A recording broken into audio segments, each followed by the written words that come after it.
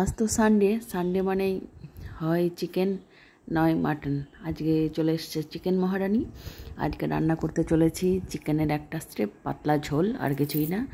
Basic যেসব মশলা আমরা মাংসে দিয়ে থাকি সেই সব মশলাই দিয়েছি, সাথে গোলমরিচ গুঁড়ো দিয়েছি।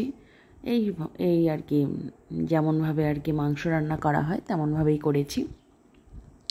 আলু ভেজে নিয়ে মাংস ছেড়ে দিয়েছি, মাংস করেছি, আর করেছি ঘ্যাটকোল পাতা বলে যেটা, সেই পাতাটা ভাজা করেছি, বাটা না।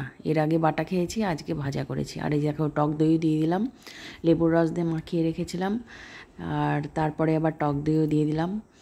খেতে অসাধারণ হয়েছিল। এবং কলার পাতায় আজকে লাঞ্চ করলাম আমরা, ভীষণ মজা লেগেছে।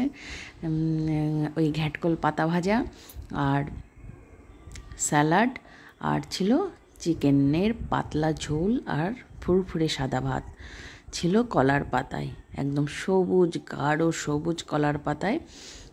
খাওয়ার মজাটাই আলাদা, যেন খাওয়ারের স্বাদের মাত্রা দ্বিগুণ বেড়ে যায়। অসাধারণ লাগলো। এই ছিল আমার আজকের লাঞ্চ মেনু, এবং এই ছিল আমার চিকেনের ফাইনাল লুক।